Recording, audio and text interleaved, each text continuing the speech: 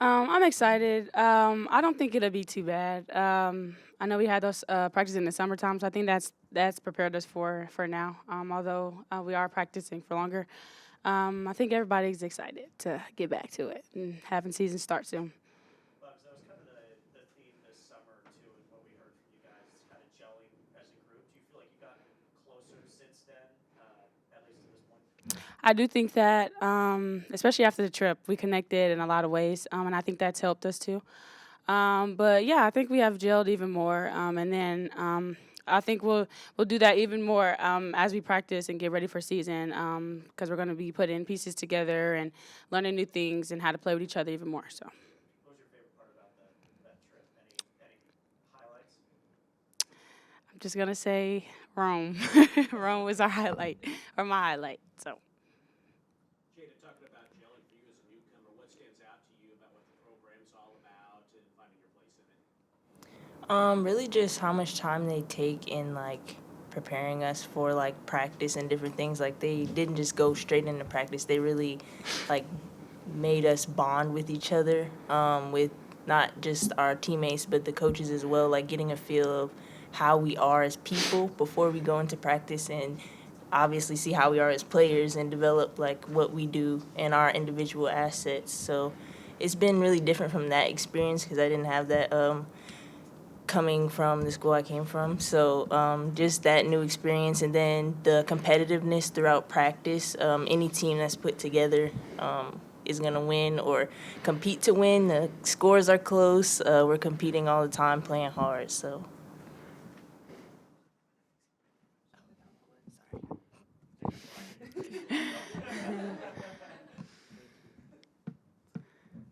Jada, how do you feel like you guys have gelled kind of to this point, and what do you think you guys need to do? I guess leading up to that opener to really be a cohesive unit. I think just being more open to criticism. I think we take that very well, but like I think that's what's gonna make us better. Because we do have a lot of new people coming in, so just being able to take criticism and then apply it. I think that'll be our biggest thing.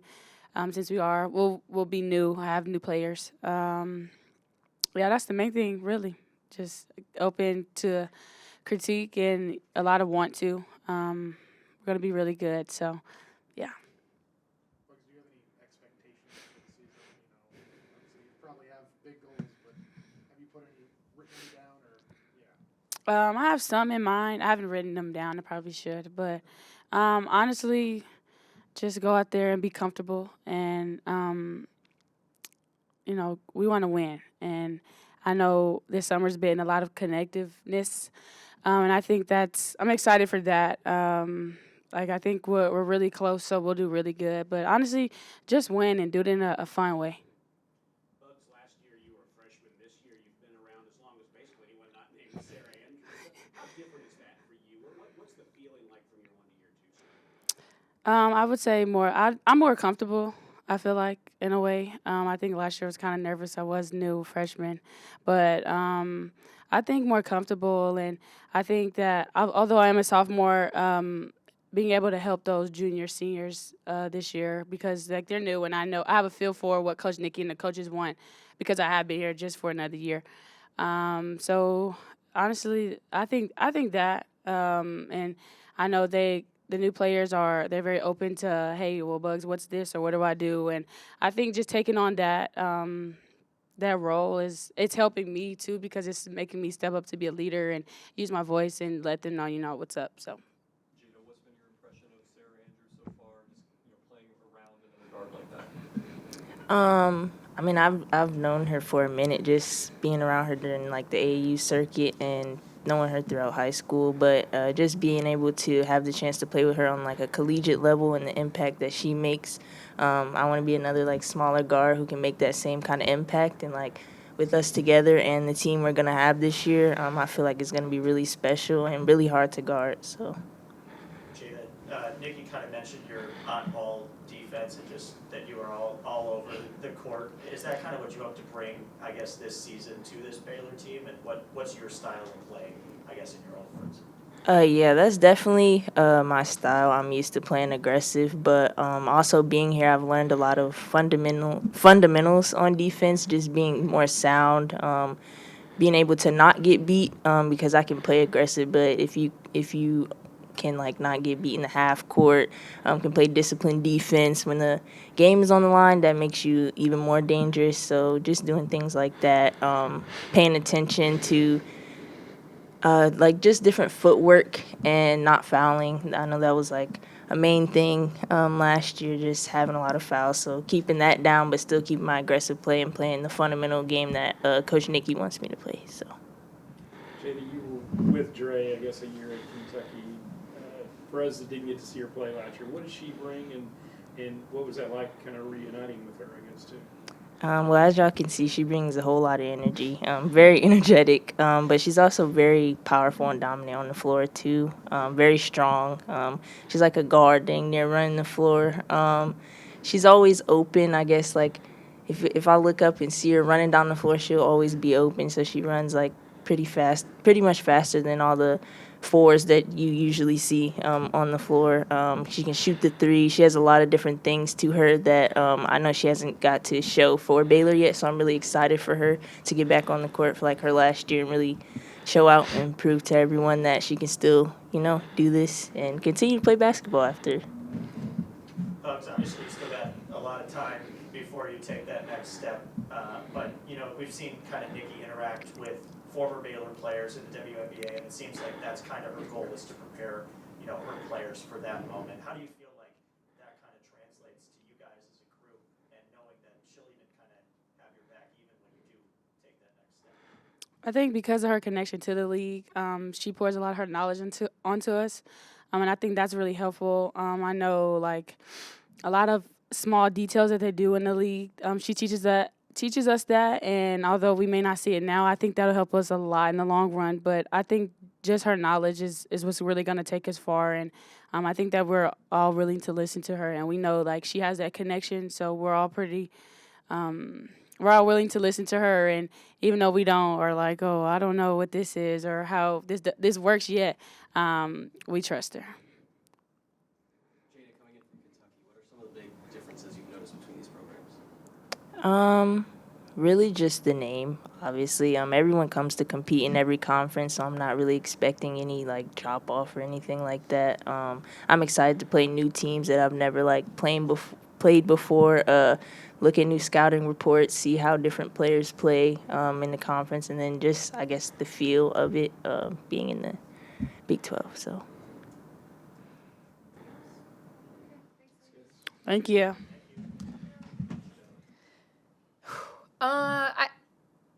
That's a good question. Probably a question easier to answer in November in some ways. Like, I think the foundation of what we do, how we do it, we certainly, in all honesty, like, we didn't go 3 hours. We didn't even go close. We were closer to 2 this summer, and today it's about 2.5. So, I still think there's the same level of excitement / trepidation. Like, I think the great thing about the 30 practices in 42 days is there's a lot of days off mixed in there. I think there's only one time up until our first game that we go 4 days in a row without a day off. So we've got a lot of 3 on, 1 off, 2 on, 1 off, 2 on, 2 off, and try to give them a couple weekends since we know it's pretty much the last time they get that opportunity. So I think there'll be comfort in what a practice looks like, but I still think it'll feel a lot more real now. Nicki, you said kind of we won't know until November, but that's kind of coming up pretty fast. I mean, is that kind of the feeling for you too as a coach? Just kind of like it almost sneaks up on you, or what's the mood there? Yeah, I think people ask me, coming back to college from the pros, like the biggest difference or something that, I was looking forward to. And I said, well, we would average 12 practices before we started games when it came to training camp and the pros. And you think 30 practices in 42 days, like, what the heck? That's a lot, and we certainly didn't go 3 hours in training camp with with pros, but there's so much more to teach. And so it doesn't matter how long you do this, you never quite feel prepared. There's always something, whether it's you don't feel great about your zone offense yet, or you wanted to add a press and you felt like, you really were with a new group, getting kind of those half court principles down pat before you move to extending it to the full court. So, it does sneak up on you, no matter how much time it appears to be. It's amazing how you look back and it's like, didn't we just end, and it's April and now it's almost October. So, really just looking forward to seeing how this team does, kind of put one foot in front of the other and get better at some of the simple things. I mean, we put in kind of a new offense, not in totality, but a piece of it, last week. Because I think one of the things I've always said is I'm not a big believer in necessarily plug and play. It's like every team's a little bit different, and what can we do different with this group that makes them hard to guard, at least at the offensive end. And so because of that, you start to tweak and play with things. And this is still that time where you figure out if a lot of that thinking that you had in terms of what could be good for this group, this is kind of that exciting time of figuring out, is it in reality what I thought it was going to be? Because sometimes you just got to scrap stuff. I mean, there are things you put in and you think are going to be really, really good for your team, and you realize, I thought Dre would be better at this. I thought Asia would be better at this. And it doesn't mean they're not great players, but this kind of how you build it up in your head. I don't spend a lot of time watching Jokic tape because, there's not a lot of people that can do that. You want to put in Milwaukee's defensive scheme, but, Giannis is kind of a different beast. So it's really good to watch and learn from other people, but, how does it translate to your group? What's been your read from the practices you have had and the trip at this point of the year anyway? What's your read on just the group as collectively what they could be, or what's different about them?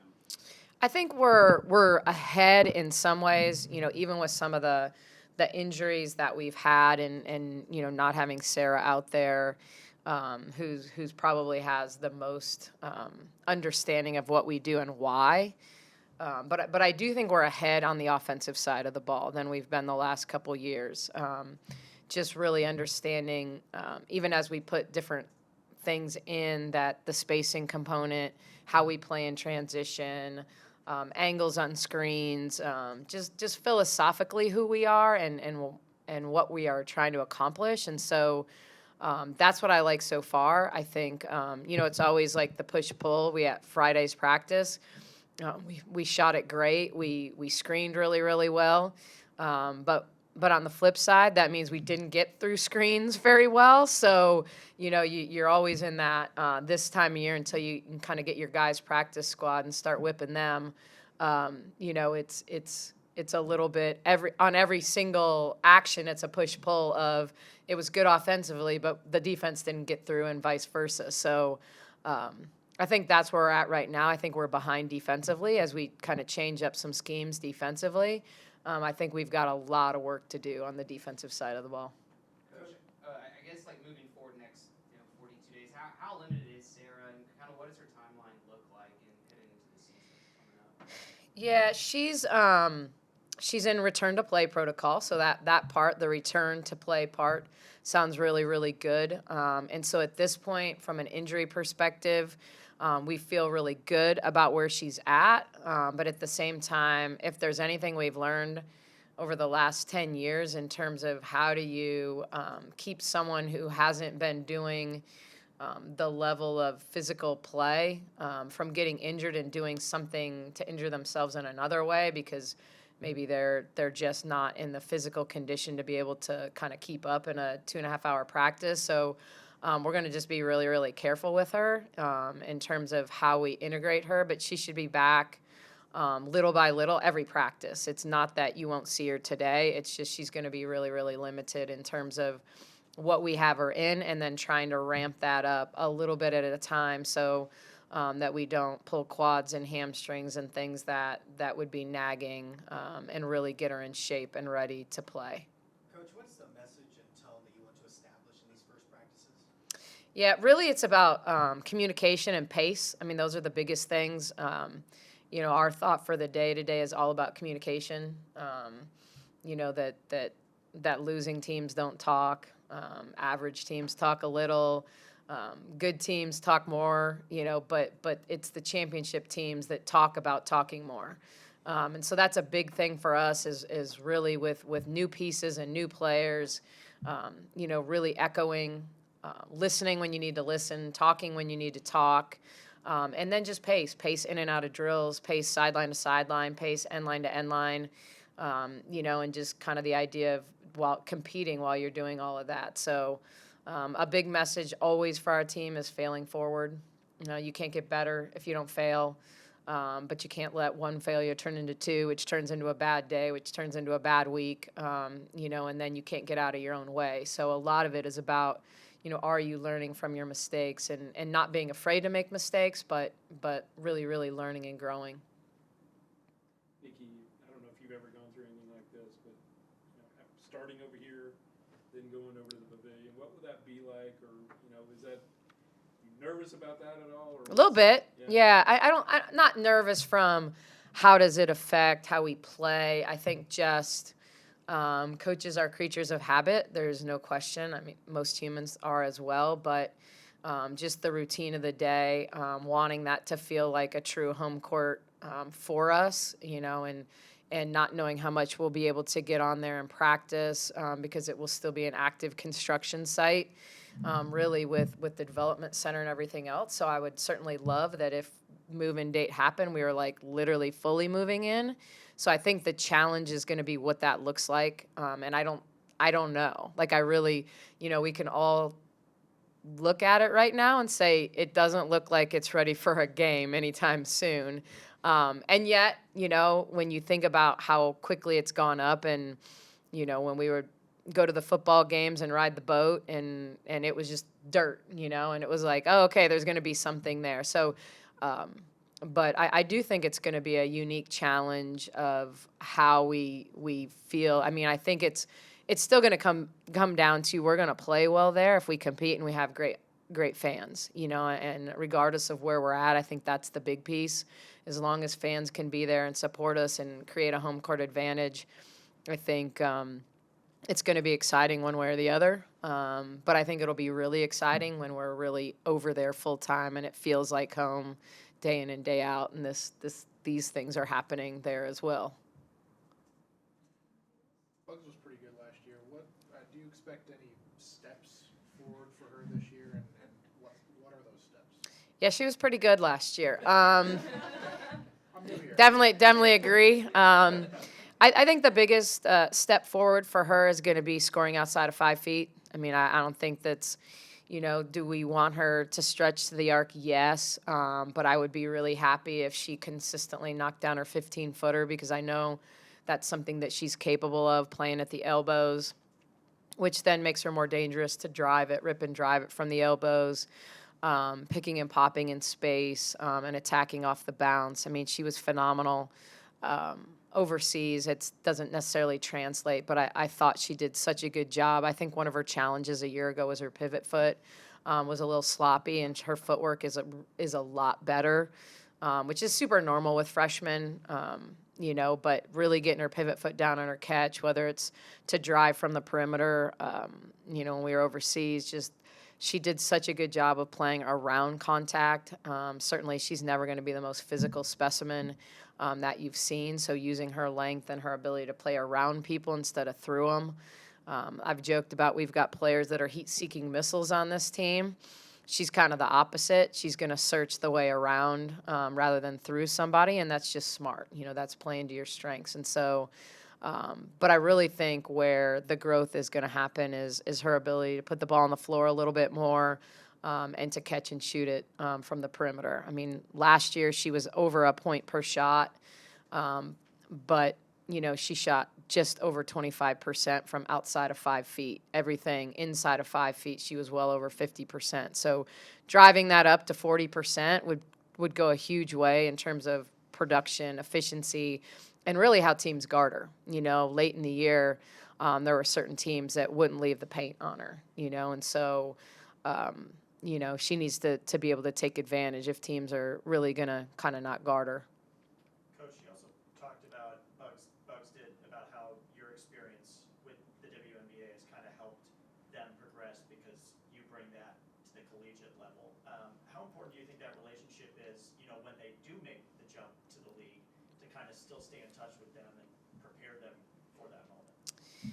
I think a lot of it is terminology. It's how we play. It's how we talk about the game. There's a language that I didn't speak before I went to the league that I now speak that is my normal vocabulary. We talk about points of attack, and we talk about the nail and screening the nail and two-man and three-man. And we just use terminology that, back screen in the pros is a Spain action. Like there are just there's a language that once you speak it, it makes it easier for you to make that transition because you don't get a lot of time to rep things. And so repetition is a big deal at the college level. At the pro level, you get limited reps, especially, early on when you're fighting for a roster spot. And so, being able to translate when someone says, you can go to our practices, it would be unusual for you not to come in and me just say, throw it up. I want a drag screen. I want to hit the pop. We're going to drive. We're going to hit the drift. The drift needs to reattack and get it to the person at the C-up.